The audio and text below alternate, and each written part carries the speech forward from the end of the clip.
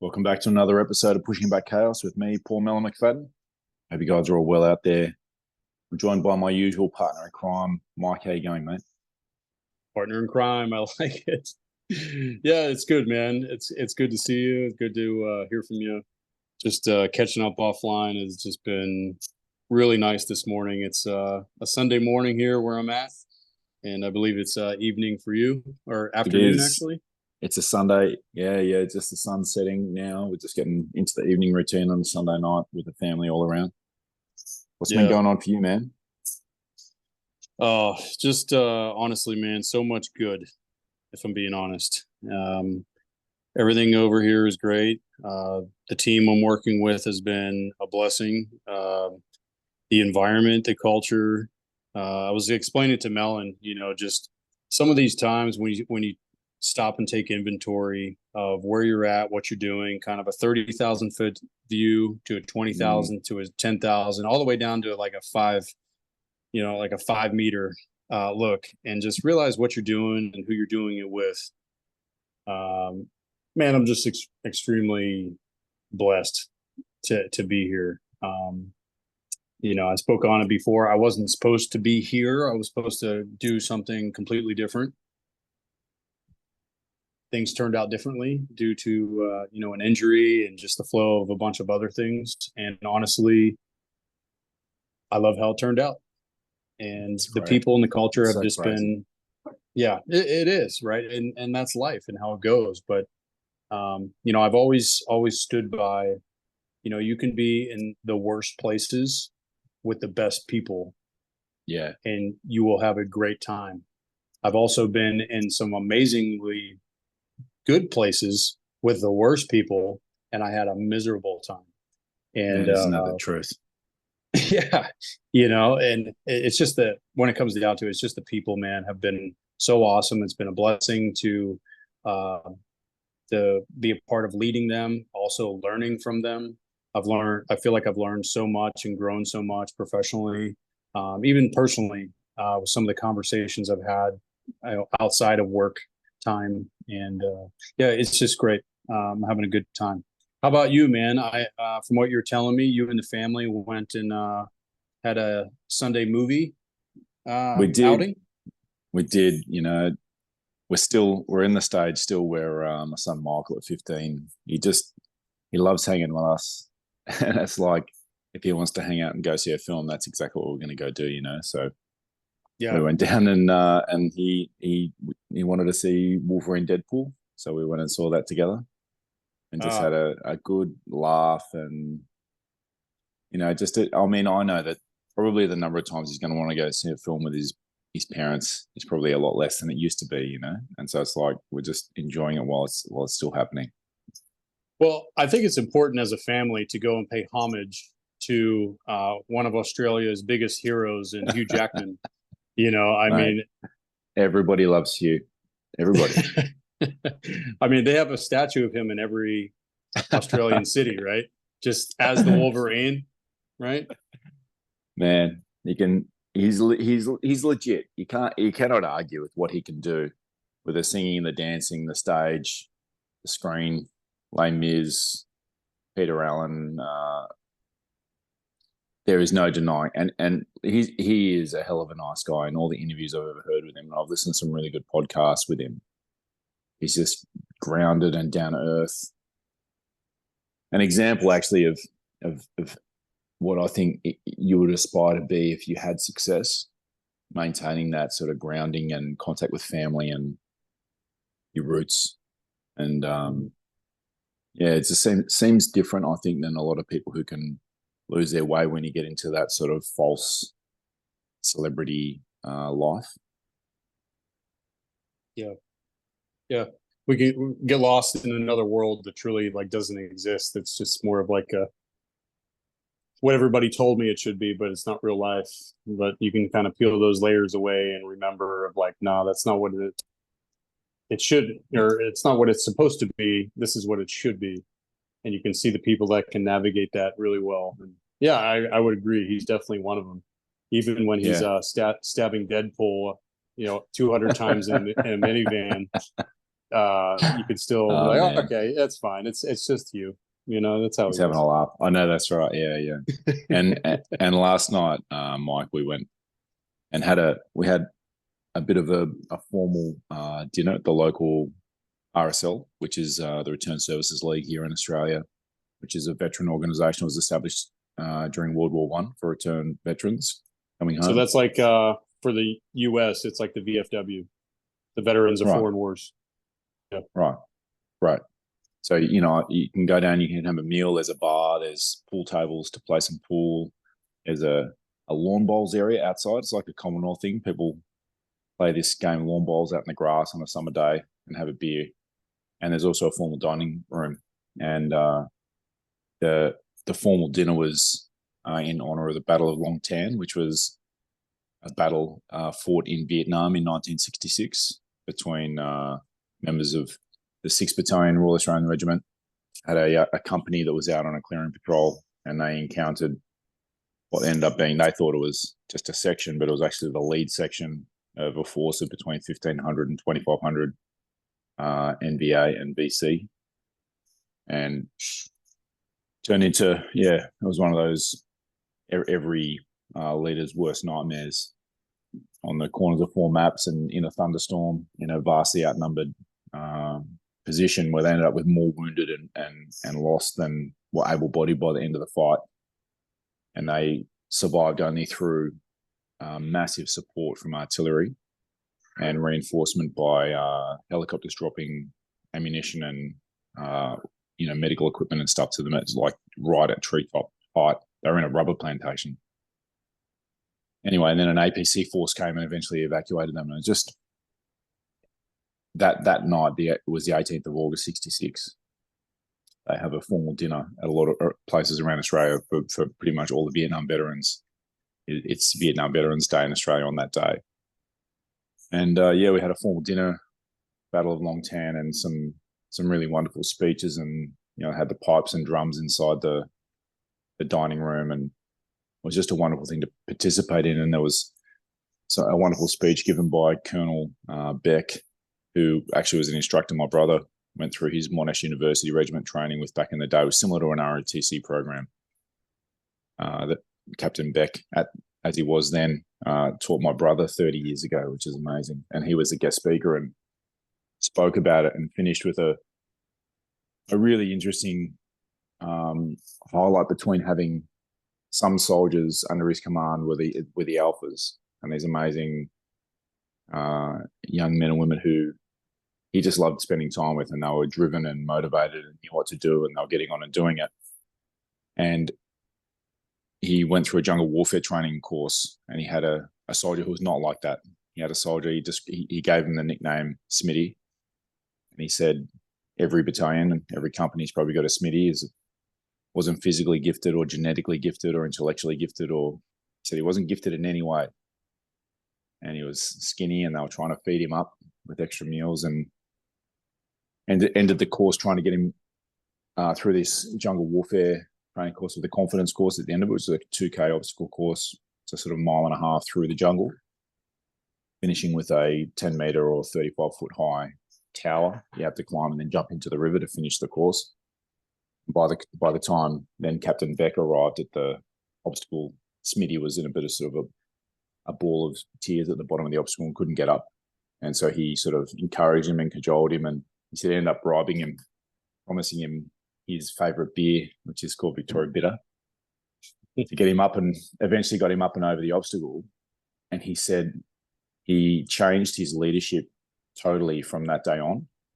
And he said he'd always loved hanging around with the alphas and the thrusters and the really tough, successful soldiers. And after that, his insight was that those soldiers and NCOs don't need a leader, that they're already doing it, and that it was the Smitties that did need the leadership and that did need the encouragement, and with the right kind of leadership that they could bloom into becoming these tough and capable soldiers. And I just thought it was an awesome piece from a very experienced soldier and officer. And he finished with the quote there, Mike, that if service is beneath you, leadership is beyond you. Wow.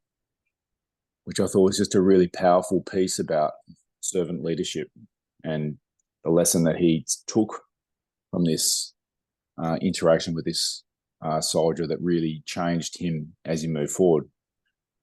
And yeah, I know that was very impactful. You and I were talking earlier about leadership and the different ways it can manifest, and Colonel Beck contended that servant leadership is the only style of leadership that's ever worked in any human group all the way back in history, back to when we were tribes of 150, that there was never any other style that would work over time in all situations for all different people. And that was that sort of the leader is the humble one who provides resources and support and clears obstacles for the people to get the job done.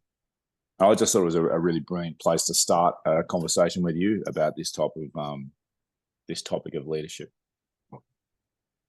Wow. Thanks for sharing that one, Melon.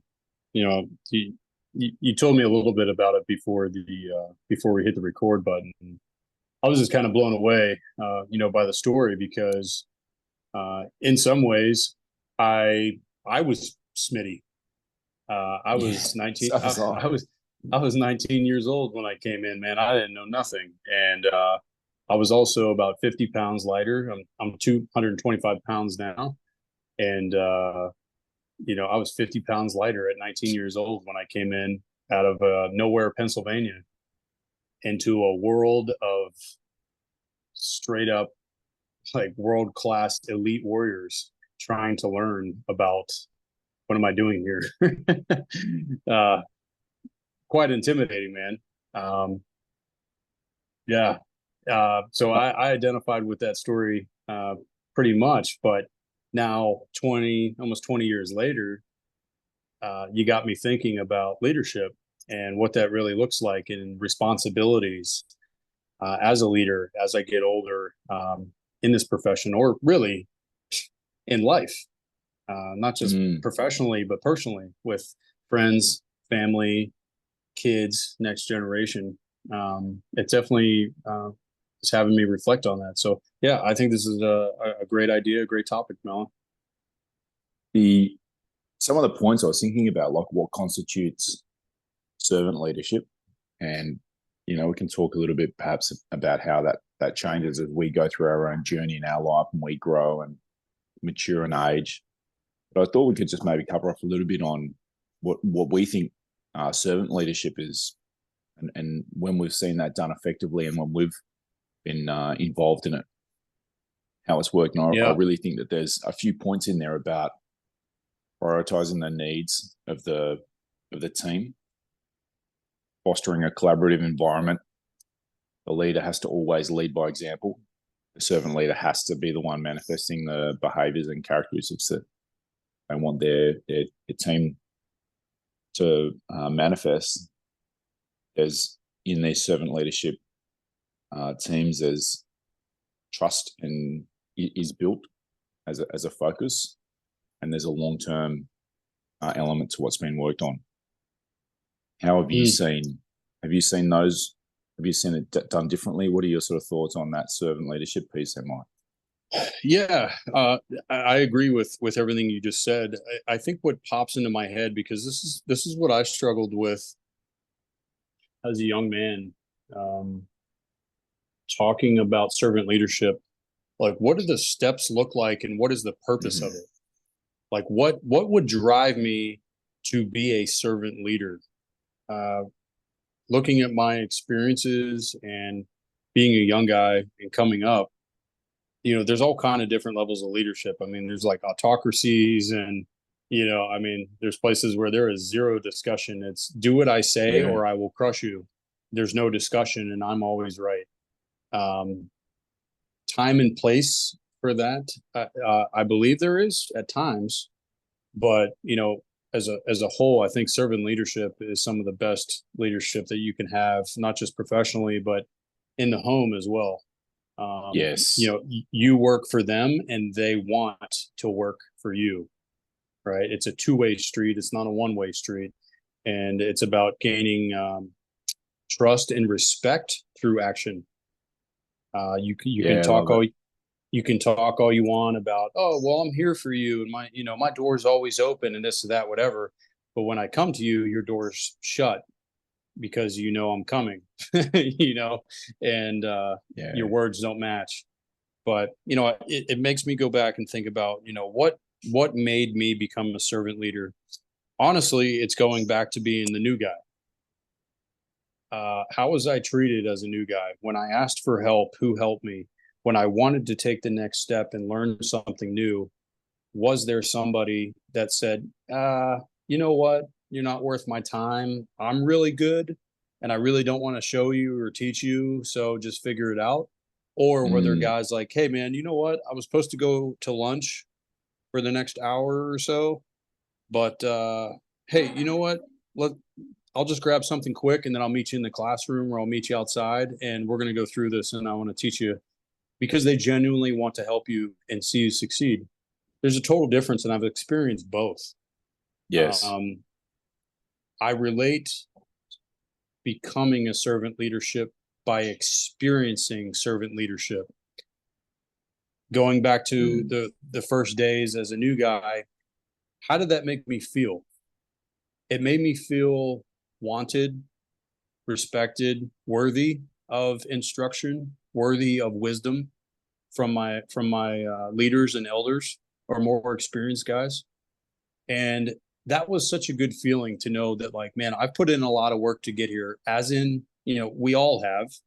But yeah. where I'm at this beginner's level, it felt so nice that somebody felt I was worthy enough to take the time to teach me something I didn't know, or to perfect something I was working on, or show me a different way and process. Because it wasn't just for me, it was for the team. Yes. And it was like, Yeah. okay, this makes me feel good, you know um so I I reckon would say that's a it's really great. I reckon that's a really great point that the development and investment in the new individual or the individual, that you want to grow is going to be benefiting the team in the short, medium, and long term. I reckon that's an Mhm. excellent point about the servant leadership, Mike, that you've raised. Yeah, I mean, everybody was the saying, most people don't remember what you said to them, but they'll always remember how you made them feel. It's like, Yeah. hey, man, Yeah. i I i love that one. i, I just went through all this training, I just went through this selection, I just went through all these courses and education and all this stuff to get here. And you know, and there's always like some fun games and picking on the new guys and stuff. That's part of it. See if you got thick skin and see what you can handle, whatever. I totally fine, totally part of it. But then Yeah. it comes time to, like, hey, now it's time to switch over and be serious. And just to know that, like, those guys can come back to your level and be like, hey, I know what you're thinking. I know how you feel. I know this is a lot. I know it's like drinking from a fire hose, but I'm going to help you. Right. There's like a, man, I really appreciate you. Like, you didn't have to do this. You didn't have to take the time. You didn't have to break this down into 10 more levels because, I'm a gorilla and now I can understand it. But you did because you knew what the outcome would be. You had some foresight. You could see the big picture, that it wasn't just about you and your leadership title and, how badass you are. You genuinely care about the guy next to you, saying, this isn't just for me, but this is for the benefit of everybody. Yeah. I, that's a good feeling, man. And that's a good teammate. That's a good leader. And, you know, I think we can kind of talk about the evolution of that. And when do you Yeah. know it's time to become that you're not so much the new guy or the student. Like, you get to some point where you have a shift and it's like, wait a minute. Now there's other new guys that are under me and I'm no longer Yeah. new. So where do I fit in and what's my responsibility in this thing? You know? It's funny, isn't it, Mike? With like when you do have the new people coming in, guys and girls, and it can just be like one more thing. You're already flat out trying to get your own stuff sorted out, and this person, from where you're sitting now, is like making a mess of something, or they're just not getting it right, or that you can see that they're struggling. The people there's going to be a certain group of people who are going to like, they're sort of altruistic and they enjoy helping and they're going to get in there and do that. And there might be another group of sort of, maybe a bit more of a hard nosed, I've just got to get on with my stuff. But you can motivate both types to transition into this servant leadership role by that point you made about focusing on the individual's improvement and how that's going to impact the team's improvement.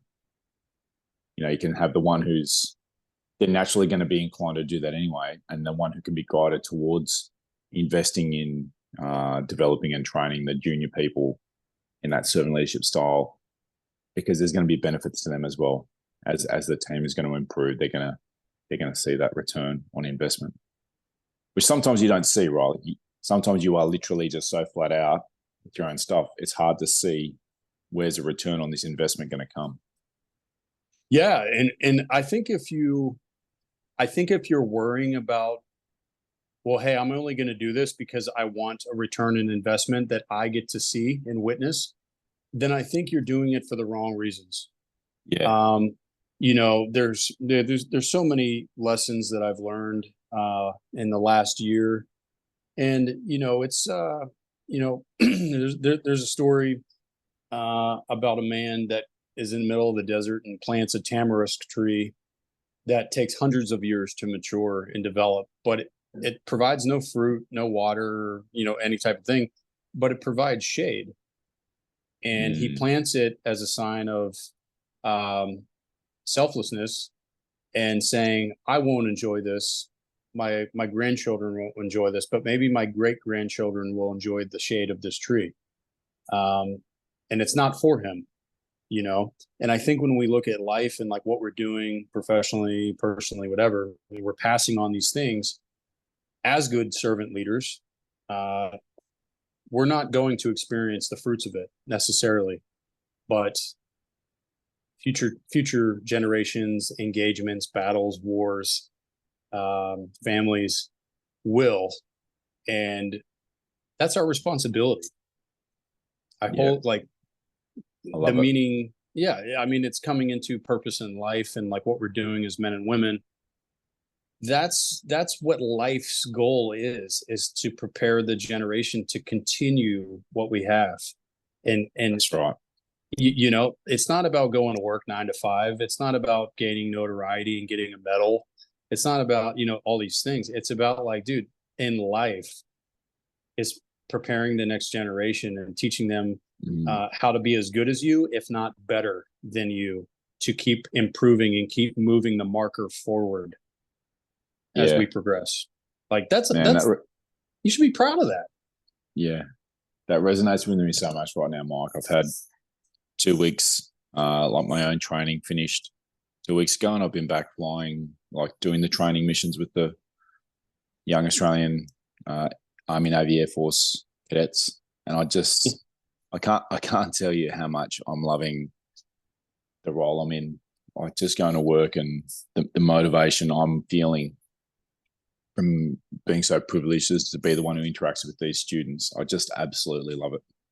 I'm quite experienced. I've been doing this for a very long time, and I'm in this really great open plan office with some very junior instructors who are they've got all the operational recency. They've just rotated out of frontline squadrons and they know exactly what's happening in the frontline aircraft and the mission, and they've got all that enthusiasm and stuff. But and then there's 3 crusty old guys in there who are sort of in the thousands of hours of instructing sort of range. And it's just this really great mix of having that enthusiasm and energy and recency and experience and having done it before. And I'm just really enjoying being in this phase of, passing information on and mentoring and developing in the role I'm doing. Yeah. And, which sort of leads into the topic we're going to talk about, which is seasons of leadership and how your leadership style is going to grow and change. And it's going to have a different focus as you go through your own arc, your own journey of starting out in your training and moving through into more and more senior positions, and then just how that's going to change. Mike, you had the great idea of this topic of seasons of leadership, sort of matching the seasons of leadership to the seasons in the year of spring, summer, autumn/fall, and winter. So did you want to sort of kick off and paint the picture on how you were conceiving this topic of the seasons of leadership? Yes. So I look at it as seasons because just in regular life, we have seasons of life. And this is a concept that I really wasn't privy to because no one ever taught me this, or no one gave me a way to look at how my life is structured or should be. Now, some of these things, let me be clear, this isn't like solidified, set in stone. This is just a basic idea of times in transition in life and responsibilities and kind of what we should be doing.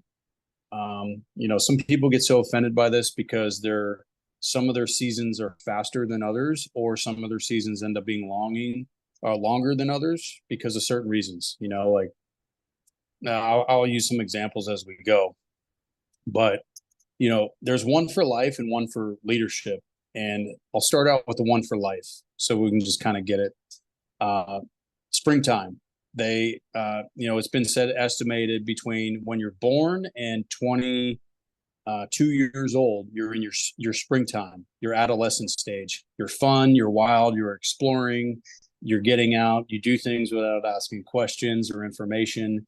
And it's just a huge growth period, but it's a wild period. There's not, there's boundaries, but there's not, and you're very curious about things.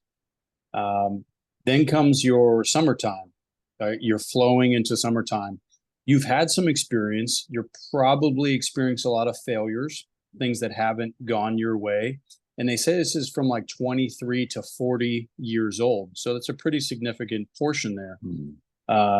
That's when you start realizing, like, your 30s and 40s, or I'm sorry, your 20s, 30 to your 40, is what you really like, what you really enjoy, and what you're good at. Right. And you start cutting out the fat, so to speak, about like, that's really not important, or I don't really need these people. I don't like the party anymore. I don't like to do that. And you start focusing on your inward, more like, this has nothing to do with other people or what they think. This is more about me and my pursuit. And some people are having families, having kids, and like I said, 22 to 40, and there's people that have kids at 16, 17 years old, and your summer is going to start a lot faster. So don't hold yourself to these lines. This is just general. But anyway, you really start to perfect what you're good at and your gifts. I imagine when you hit 40, you're probably in some type of leadership position or management or something like that, because you've really honed in and perfected your craft. Then 41 to 65 is your fall time of life. And what does that look like? Well, you've hit the management point. You've had great personal success. You've been given the medals, the awards, the recognition. At least you should have, by then. And you've experienced a lot of good and bad leadership, right? In all senses, from family and father figure or parents, father and mother figures, to work figures. And you're in this phase. Okay, so you've had a lot of personal success and experience. Now what do? Do you just grip so tight and hang on to that you're like, I'm just going to do this till I die? Most of the time, not all the time, most of the time, I really see people tank when they try to hold on to that part of that season into another season. Their family struggle, their team struggle, because you're not allowing growth of others, because you're trying to maintain that position the entire time of the previous season, right? And this could be, hey, you're in your summer phase and you're still practicing adolescent stuff from your springtime, and you're not growing and you're not allowing any room for growth. The fall time is your mentor, servant leadership, legacy type phase. It's your job to train the people entering their summer phase. You know, we used it at work. Actually, the other day we were talking about it. In an assault train, the best place to be is the number one man. I want to be the one man. That's the first guy through the door, and you have the best chance of getting into the gunfight and taking out the enemy. Like, we fight each other physically to get into the train, to get up to the one spot, because everybody wants it, that they're hungry for it. It's really impressive and aggressive. But and you guys are very special people. Just want to well, anyone listening to that, I'm sure, is just had a thought about movies where they've seen the first guy going through a door in a stick of military or SWAT, and clearly the risk that is faced by that. And to hear that you guys are pushing to try and get that role just speaks volumes of who you all are. Well, it's a good time. I'll just say that. Well, everybody wants to be that number one man. Everybody wants to get up there. When you spend time being the one man and you get very good at it and you have success and truly understand the ins and outs, from the big movements down to the key little movements, now you've kind of, I don't want to say mastered it, but you're pretty close, and you move into this fall phase.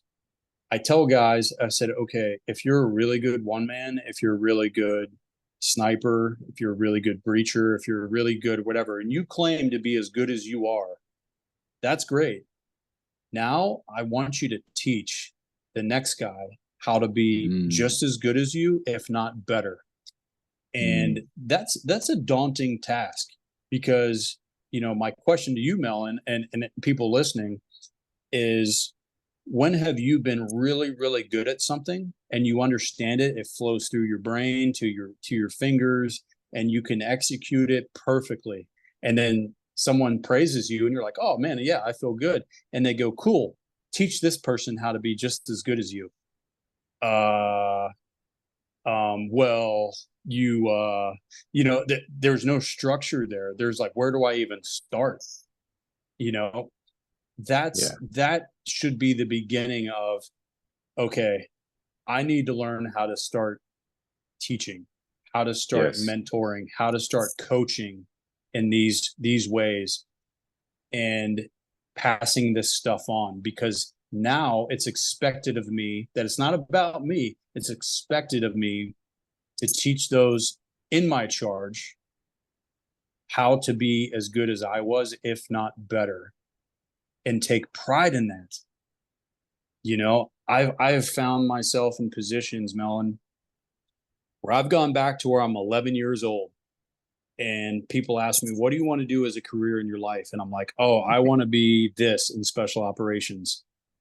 Fast forward to some of the recent experiences I've had in leadership, of like, oh my God, look at where I'm at and what I'm doing.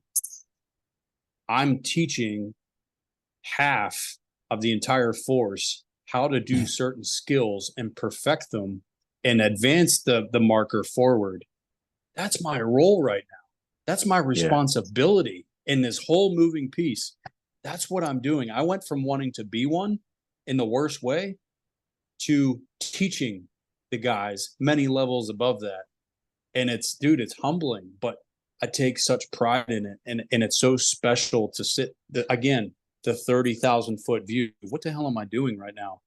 That's pretty damn cool to not only do it, but to be able to teach it and watch others excel at it. Like, that's joy to me now. It's not, I don't care about me, dude. Like, I had my success. I had my victories. I had my experiences. I've gotten everything that I've wanted out of this position and this career.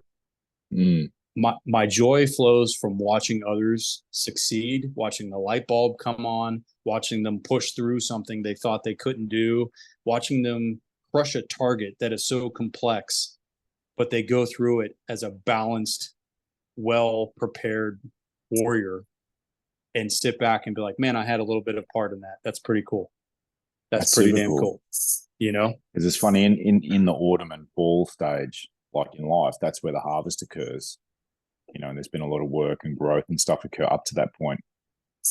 And I think that there's a right sort of focus in the spring of wanting to grow and being like the individual has to be doing that, and a similar focus in summer of getting that experience you're talking about, having some failures, figuring out what you're good at, and moving forward. And then in the harvest time, I think by that stage, you realize and you experience the fulfillment you get from developing others, from growing a family, leading a household, that professional piece. It can in that coaching, mentoring role, and the more senior leadership roles that will naturally unfold for people who keep pursuing them. That really this is the harvest. The harvest, experience occurs in this stage where you're really getting the return. The return is seeing that progress, seeing that growth and development in the teams and family groups that you're in. Mm-hmm. So how would you define winter then, Mike? There's a winter for everybody. Again, different times. Everyone's kind of slightly different, but in this, you're 65 and older, right? You're a grandparent now. You're retired, and you're looking at your life as a whole. And I get this because I spend time talking to much more experienced elderly people in perspective that are 65 plus, that are military veterans, that haven't been in the military, but they're great family men, right? And they're grandfathers, and they're sitting there looking at their life and what they contributed to and everything that they learned. And the wisdom is very apparent, 100%. That their priorities and what they view as blessings and is totally different than what a 20-year-old looks at. Yeah. I reckon that the people in that role in families, we can all picture it in our own families, the senior patriarch and matriarch of the family, the grandmas and grandfathers. They've got that wisdom that you just talked about, and they've seen, you said summertime, there's some experience and some failures, and by the time they're in the winter, they've seen the whole gamut, and they've seen the flow multiple times. And I think that is where the real mentoring and development, the guidance, the repository of wisdom and experience, and the ability to help people in any of the stages now. They can provide guidance to people in spring. They can provide guidance and development to people in summer. And they can also guide and mentor the people through the full autumn stage, making sure that they're having, like you said at the top, like, don't hold on to the season, allow the others to grow. And it's those people in the winter can see that much more clearly, I think, and guide people who might be, holding on to an adolescence too long, or holding on to the summer too long, or maybe even holding on to the fall, autumn stage too long. That there's a healthy ability to move and transition as, like nature cycles, right? Yeah. And just into winter, like you said, you've seen the gambit, you've seen the whole process from the seed planted to the growth, to the harvest, and now you're in this part about like enjoying it all. People look at winter as like this dark, gloomy period of your life. And it's like, oh, my life's towards the fourth quarter of the game. Yeah, there's no purpose anymore. What do I do? My kids are grown and out of the house. And, it's this kind of thing. And I think people get so lost in the purpose. But, I truly believe the purpose is to enjoy the harvest. Look at everything you've helped grow and develop, and now you can sit back and kind of enjoy what you helped grow. In the military, it's, hey, the next generation is continuing defense of the Western culture and your country, or like your way of life. So you can live the way you're living and continue to do it because you invested in the next generation, and they understand how important it is to take care of what we have. Right. But then personally, man, you took the time to like really love and train your kids and teach them to be good people. Now you can sit back and watch them teach their kids, your grandkids, and sit back on your rocker or doing a hobby for side money or hustle just because you enjoy it, and spend Mm, time with everything that you've built. And your purpose is to not continue working all the time, but to enjoy the fourth quarter of your life, enjoying the fruits in which you've been investing in your entire life. Same with so work. good. As a Yeah. senior leader, it's not your responsibility to be the one man anymore. It's not it's to facilitate and allow the next people to take care of it and trust and let go of that portion and go, this is good, man. Like, it's not all about me. This is Love good. it. Look at all the good things happen around me. This is good. I'm enjoying this. And then you can enjoy the next phase of your life. So, Love it. Love yeah. it, Mike. So spring 0 to 22, growth, wildness, curiosity. Summer 23 to 40, some experience, some failures. You're figuring out what you enjoy, what you're good at, and start having a more inward focus. Fall, autumn 41 to 65, you've had a lot of success and experience. You're in the mentor, servant leadership phase. You're training others, moving into their summer. You're learning how to mentor and coach.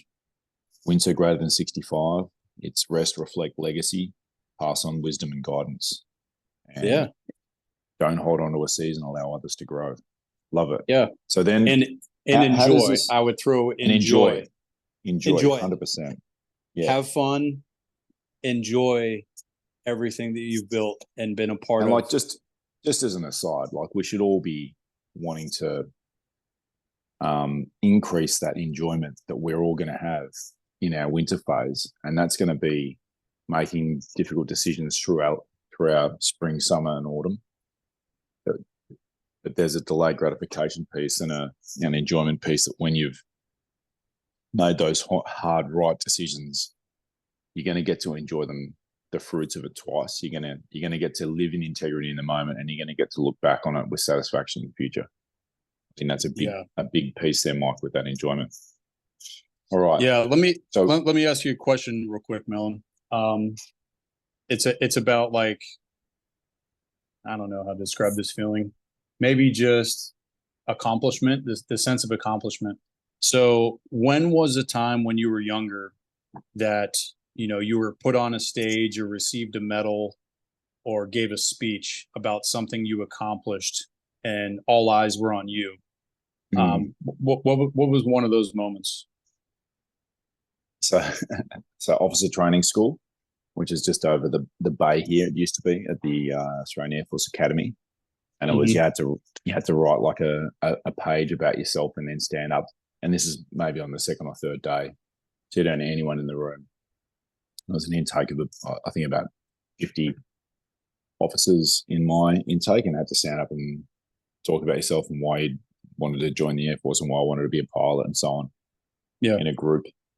And it was debriefed pretty harshly by the directing staff publicly. Okay. Were you pretty proud in that moment? Did you mention why you were there? Maybe because of somebody else that inspired you, or something like that you got to the level that you were? At that age, I was 20. How old was I? 22. And I had already had 4 years in the Australian Army, having joined at 17. Then I must have been 21. Yeah. I didn't have any contact with older people who were in the military already before me, Mike. I didn't meet any until I joined the military. But Mm-hmm. I did have a sense of pride that I had worked through my time in the Army and had done the work to get through the selection and commissioning process into the Air Force. Okay. So there was some pride, but there was a lot of nerves. I was in a room with quite a freaking group of successful people. Okay. So the successful people that you were in the room of, right? They're sitting there listening to you come across saying, "Hey, I want to learn how to be a good leader, a good officer, all these things." And there's a lot of, for you, you're thinking about you in that moment getting judged or hammered or, reviewed, we'll call it, Yeah. in that sense. Fast forward now, and you felt like there was a lot of pride there. Fast forward now, what is an example of you being the man in the crowd, watching a young student come in and speak that way? How does that make you feel, knowing you're part of that? Yeah, I freaking love it. I absolutely love, cannot tell you how much satisfaction and how much energy I get from interacting with these young people who are putting their hand up to step into the breach, and they're pursuing their dream, something that they wanted to do since they were children. In pretty much every case, they've always wanted to be pilots, and they're putting their hand up to step into the breach to protect all of us. And their enthusiasm and energy and everything. Like, I just love being around them, Mike. When I see them speak on any topic, I love it. Yeah, I get a huge amount of energy out of it. Yeah. Which position, so either standing up there or being the older experienced guy in the crowd, which brings you more joy? Yeah, for sure. It's now 100%. Like a lot more than 100% more. Yeah. And I agree. I agree. The same thing on my side. I love watching the younger guys coming up, and what they're doing, man, is so impressive. I mean, it's humbling, like, to sit back and just know that, like, man, I had a part in this. And then when guys, they're walking down the hallway, or they see me randomly at different times, that you're just like, they recognize me from when I was an instructor, and they're like, "Hey, dude, you ran a great course," and that's probably the most I've ever learned in that course, and do it. Of course, it makes me feel good that my cadre and I did a great job, but also it makes me feel good because I feel like, man, they really learned something. They really grew from that, and that's way more, that's way more like inspiring and anything than me standing up on a stage being like, "Hey, you did a good job, Mike. Here you go. Like, here's a medal." Or it's so much more rewarding, 100%. I have the same experience. There's several guys on staff, only a couple of the senior guys and girls who remember me as an instructor when they were going through, and it's so good to see the situation they're in and have that feeling of like experiencing legacy while you're still doing it. It's a pretty strange feeling to describe, to see people have excelled and have had a career and you were there at the beginning. It's really amazing to be able to have the privilege of seeing them later in a senior role. Do we want to move on now, Mike, and talk about, so we've covered the seasons of life of spring, summer, autumn, or fall, and winter, and now to have cover the topic of how these seasons can show up in our leadership style, and how our leadership style will grow and adjust along with this life journey. That the way that we're going to lead in our springtime is going to be different than the way we're going to lead in the fall. Do you want to just cover off the start of that topic? Yeah, like I said, I look at it at the beginning of, you're coming into springtime. You don't know anything. literally from professionally in leadership, you're entering a career or a job where you're just a sponge. Hey, I'm just here, teach me things, right? You just hope that someone steps in and says, "Hey, I got you, you're under my wing. I'll show you the ropes, don't worry," right? So coming into springtime, it's showing up and understanding that you are a novice, you are a new guy, you're there to learn a very big job. And yes, it's like coming across humble. Don't walk in there acting like you know everything or that you're not teachable. I always like, entering that. It's like, hey, I don't care about your skills necessarily. I can teach you skills, but I can't teach you character. It's a huge evaluation for us. Do you think that you could teach someone character, Mike? I didn't want to derail you, but I think from knowing you as the person you are and some of my own experience, I feel like there's some characters and there's some people who are not fit for leadership roles, and they're not fit really for the organizations that we've been blessed to be associated with in our professional careers. But I feel like some of this stuff can be developed. I've seen people go on a journey that is very hard to have ever imagined would be possible when I saw them first, and then seeing them later, you're like, wow, that person, something they either had, they had a lucky interaction with some senior person, or I don't even know, maybe they had a moment, a visitation or something. They were touched. I guess it is a general saying, but let me add some context. For the amount of time that you have with people within a cycle within our group, we don't have the luxury or the time to fix character traits that would become disastrous or life-threatening. And I know the same could be said for aviation. That's why there's standards. That's why there's very high standards. And you either meet the mark at that time or you get recycled and, hey, maybe come back later when you're more mature, when you have learned these lessons. But right now, we require you to be at this level, if not better. Yeah. In order I hear what you're saying. I hear what you're saying, that there's like a minimum standard you'd even accept from a junior trainee or a junior leader. And that might not be the same character standard you'd expect of someone in their summer and fall time, but that there's still a minimum standard. Yeah. Okay, great. I love that definition. Yeah. That's really good. Yeah. So talking on the spring, what sort of characteristics are you going to see of a person this springtime in their leadership? Hopefully there's a lot of energy. Hopefully there's a lot of curiosity, and you're probably going to see people who are going to be more risk-taking, more willing to take risk, I think, in that stage. And whether that's appropriate or not is going to have to be, mentored, I think, by someone in a more senior position. But they're going to be learning and experimenting. They're going to be figuring out who they are as an individual and who they are as a leader. And they're going to have to spend a lot of time in developing skills and gaining experiences and building relationships. I think that those are parts that are going to be a real big part of a springtime leader. Yes. Yeah. And I think within that, as far as leadership goes, and I really consider this a blessing. This has been a part of my story in my life, is losing leaders young in that stage has taught me importance of having leadership in that environment. And I know you know this, losing my father, he was a leader in my life, which translates to how I was as a man in my professional environment. And not having guidance is hard. Not having instruction is hard.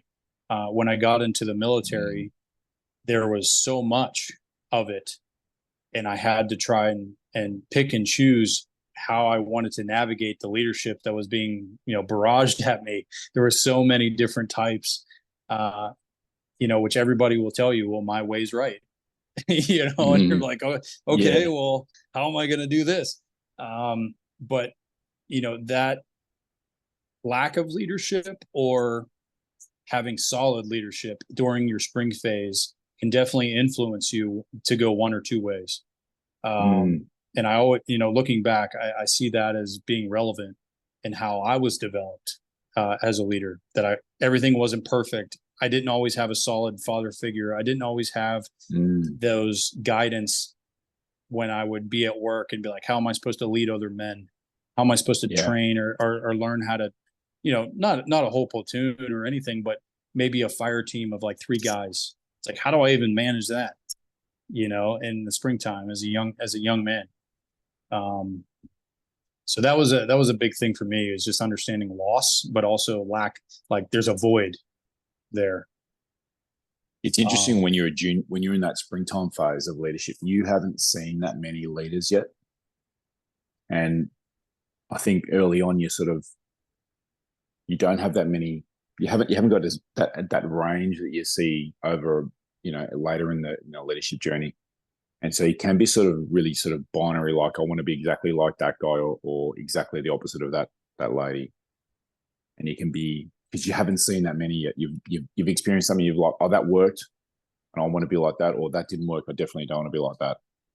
Right. And this is that trying to establish your identity, I think, part. Moving on to summer, how would you define the summer phase of leadership, Mike? So, like I talked about, it's identifying when that transition point is, that it's no longer about, hey, I'm just here to learn. There comes a certain point, and if I asked you the question, I'm sure you could pinpoint a certain moment in time, excuse me, professionally, that you were like, kind of that holy shit moment of, I'm the guy that has to teach this guy this now. Uh-oh. Right. It's not just one way. That, hey, Melon, can you take the next week and go teach this guy how to do it? Because the other leadership, we're all busy doing something else. But hey, we trust you, you're good. And you're like, holy shit. Like, there's usually some type of moment or event that clicks and goes, I'm no longer this new guy just always standing by and going, tell me what to do. It's, oh shit, now I have to teach somebody else how to do this because it's expected of me. I've been doing it for a little while and someone trusts me. And it's like, okay, I have no idea where to go. That's the beginning. And then you're like, well, how do I lead? How am I as a leader? What are my character traits? How was I brought up? What was my background? What do I think leadership is? And you start exploring the different styles of leadership. You start exploring like, well, this worked for me, so it will work for everybody else. And you start asking these questions. That's when your transition's happening. Some people get it like right at 22 years old, right out of college. Or ROTC type programs, and now they're like in it. They're already told like, hey, as soon as you come out of here, you're expected not just to survive this, but to manage this, to lead this, right? For other people like me, like coming in as an enlisted guy at 19, it wasn't like that for me. It was this growing of like, hey, teach me how to do everything. I'm a sponge. I don't know anything, so I'm humble. Like, teach me. And then I got to like 22, 23, and they're like, hey, Mike, you're going to be a fire team leader in charge of like 4 or 5 dudes. And I'm like, what? Yeah. Me? Oh, me? Oh, okay. All right. What the hell does that mean? How do I do it? How much time do I spend with these guys? Do I make a schedule? How long, when do I show up? Do I show up earlier now? Do I stay later? And all these questions start happening. And I was like, boom, that was my transition right there, dude. Of like understanding that I'm in summertime now. This isn't just singular. So I feel like the summertime part, you're really at a peak of your capability. That you have professional mastery at this stage. You are like high productivity, whatever we might not be talking exclusively to military and first responders out there. It could be the output, whatever it is in your profession, your peak productivity, your influence is large and your impact is large. You've got the experience that you've gained through your spring. You are often in a position of significant responsibility. You should have, by this stage, confidence. You should have strategic thinking, and you should be focused on achieving goals. I feel like this is summer. You're driving results. You're driving results. Your peak professional capability yourself as your individual skill set, and you're able to drive the team to achieve results. I think it's a summertime. All right. Moving into autumn or fall.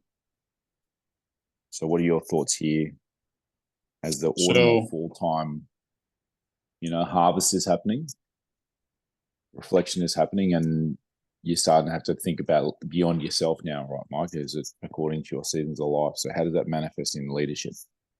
So I really look at fall time more as not so much the execution of the basics and learning to be like, the subject matter expert, like you're saying, you're really perfecting everything, and you understand it, through and through. You know the processes, you know what's expected, you know how to execute it and demonstrate, and you're demonstrating it, right?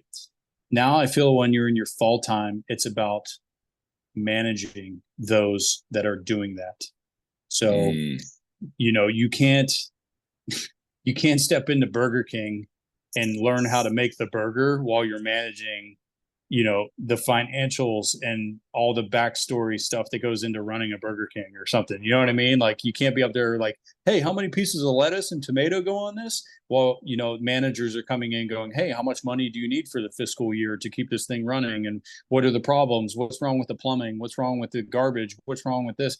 It's like you worked your way up from lettuce and fries to management and looking at the big picture. Understanding that there are capable people under you now that understand those processes and are demonstrating you through action that you can trust them to do the job that's required. Then you can go, okay, you got that. Now I need to focus on the up and out. I need to worry about what you need, and I'll get you what you need to do your job that's so important. I'll keep it funny. It's just like, hey, we're trying to make the Whopper here, and we're out of Whopper buns. Okay, well, I'll reach out to the region, and I will order 10,000 new Whopper buns so you can make your awesome burger. Okay, hey, thanks. Yeah, you're my best burger maker. I will make sure you get what you need to do your job. Like, that's your responsibility, and seeing that and your effect in place of the shift from executing the basics and the subject matter stuff to managing those doing that. Yeah, love it. Yeah, I was thinking that this is now the transition from that peak productivity and professional capability yourself. There's a change from that personal achievement into nurturing and developing that next generation of leaders, that you're transitioning into a mentoring and giving back phase, that there's probably in a stage of more patience. You've seen ups and downs. You've had a lot more slings and arrows. You've seen more success and failure. So there's wisdom, patience, and sustainability is a focus at this stage, whereas perhaps in summer there's more of a drive. The fall autumn kind of leader knows that there's a cycle that's going to occur, and we need to be able to sustain this over many cycles. So transition into developing the next generation, mentoring, giving back, and focusing on sustainability, wisdom, and patience. Yes. All right. Winter time. So probably thinking transition and legacy in a wintertime leader. How do you define this stage, Mike? Well, I like how you talked about it before, is, you've seen the entire process now. You've seen the spring, summer, and fall, the adolescence phase or the student phase, to the perfectionist stage, to the management stage. Now what? Okay, take a look at where you're at. You should have, you've already grown the next level of managers, right? And you're at that point where you're no longer managing, you're teaching how to manage, right? So senior level leadership, you're teaching how to manage. Those leaders are taking care of the experts. Those experts are teaching the new people coming in. The process is in place. You should be enjoying watching your company, if you're the CEO or creator, or you're the head guy, or you're in the military and you're a senior commander of a unit, or a senior NCO running a company, or like whatever, you should be enjoying watching all those pistons firing on pace, on time, and watching stuff develop and happen.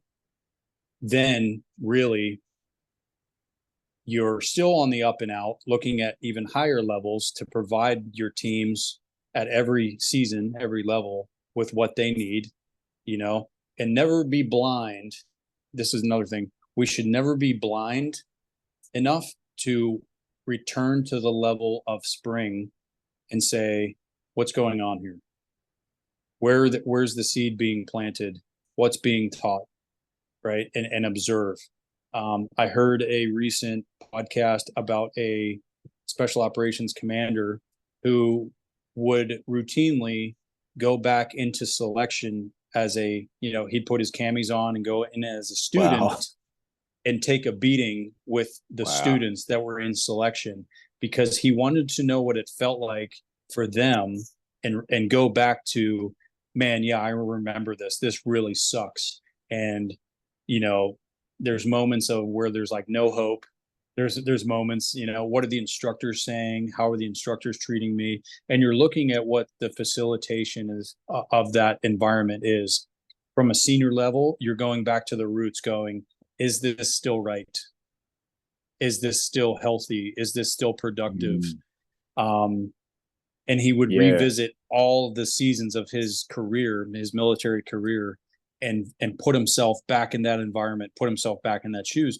And that's one thing I've always said in my career, is when I'm in a room and there's like a new guy that gets in trouble, right? He makes a dumb decision. He's young, emotional, whatever. And I'm in that, like, a disciplinary review board. Before I even walk in that room, I go, okay, what was I like as a new guy? Yeah. Where was my priorities? What was I thinking about? Why would I even do something like that? Right? Because if I sit on my high horse and I just go, you're terrible, you've done this, that, and just hammer the living dog shit out of them, what am I doing? I'm not training them.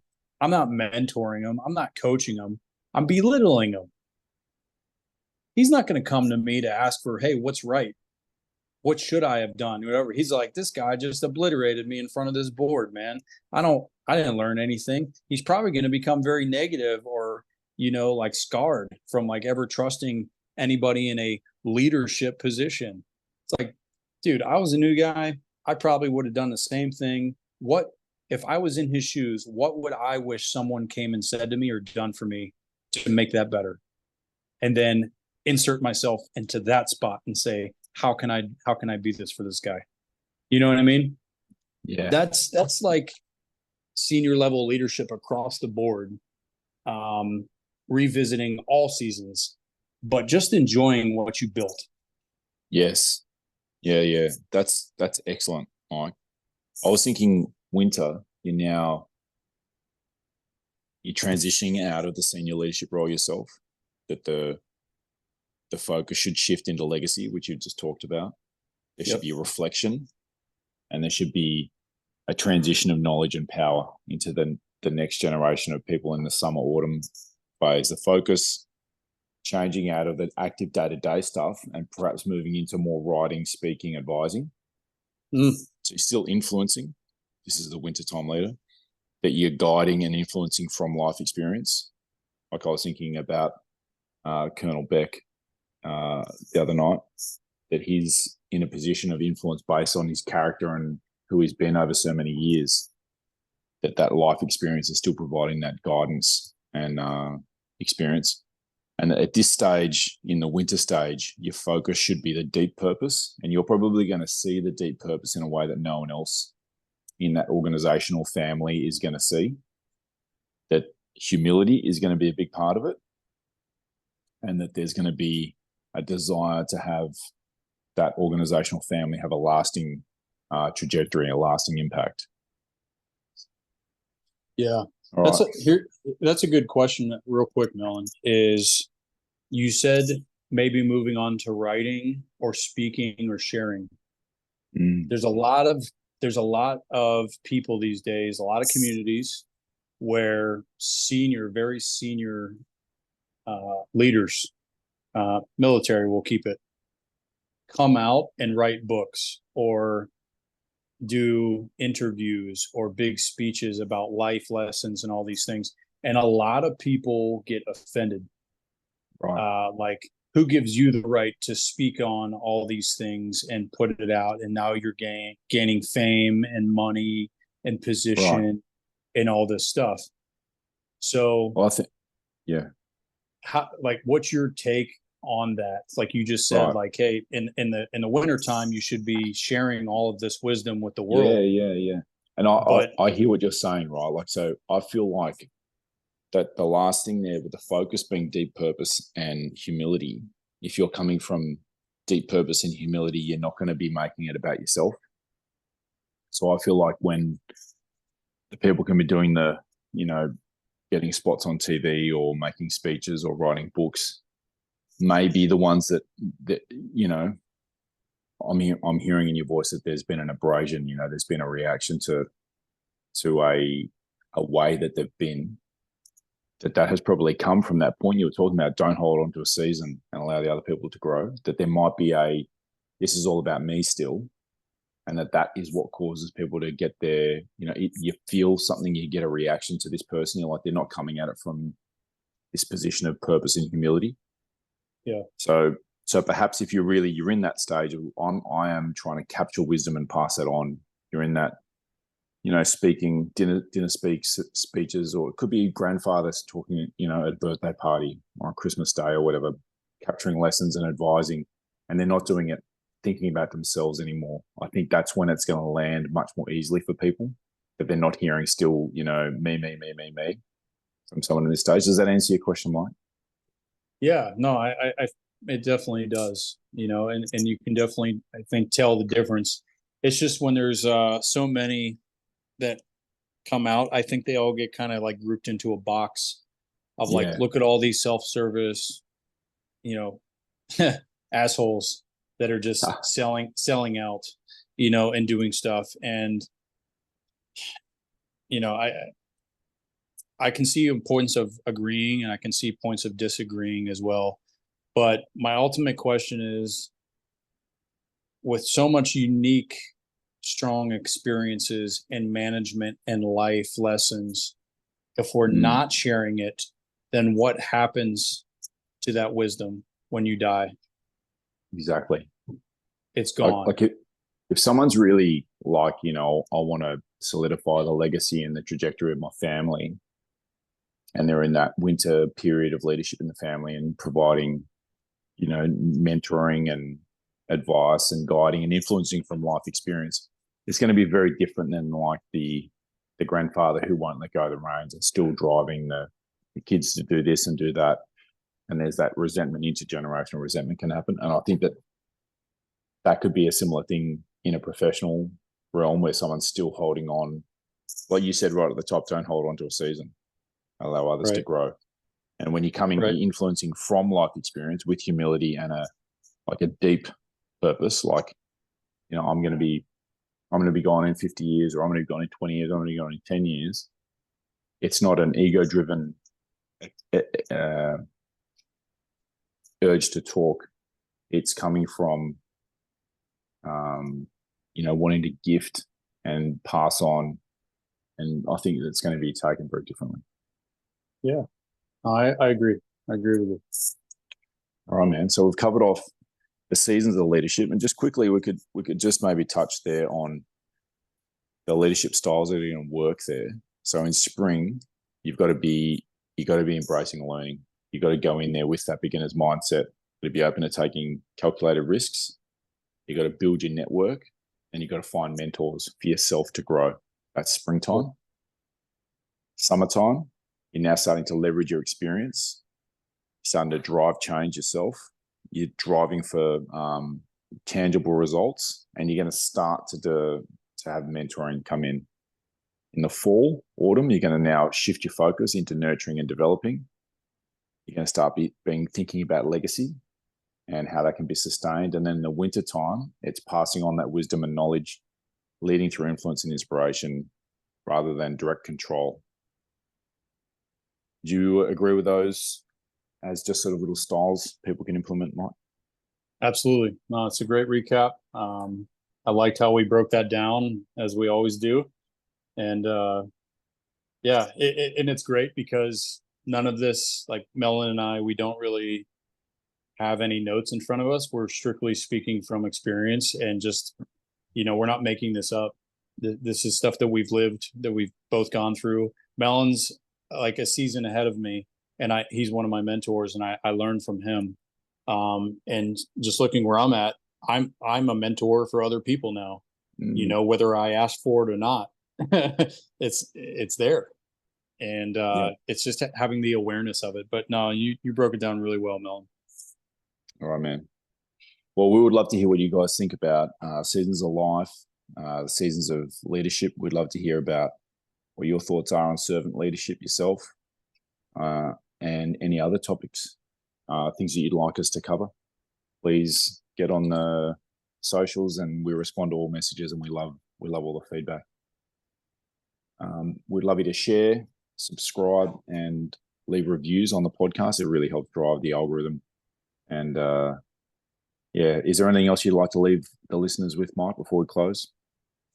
Just my challenge, my question is, based off what we talked about, get a little sticky note or a piece of paper and draw this out in a map. I think I'm actually going to draw this out and maybe create it and share it on our socials, but use it as a guide. It's not definitive. There's not a solid line between seasons, really. Everyone's slightly different. But ask yourself, where am I at? What season are you in your life? What season are you in levels of leadership in your career? And identify your place. What should I be doing? If you find yourself not feeling like you have purpose or that you're important, I highly encourage you to do this exercise and sit down and look at where you're at. I guarantee you there is purpose for you. You should be focused on something. There is things for you to teach, to learn, to pass on, to enjoy. It is there. So I encourage you to do that for the challenge. Great. Well, as always, everyone's just participated in the conversation that we've had. We, as Mike said, we don't prepare notes. We don't talk about what we're going to talk about until like 20 minutes before we press record. We're like, hey, what do you want to talk about today? After catching up. So these are sort of live conversations, and they're not always going to be perfect, but we love sharing them with you guys, and we'd love to hear from you. So from us to you, until next week, take care and stay safe.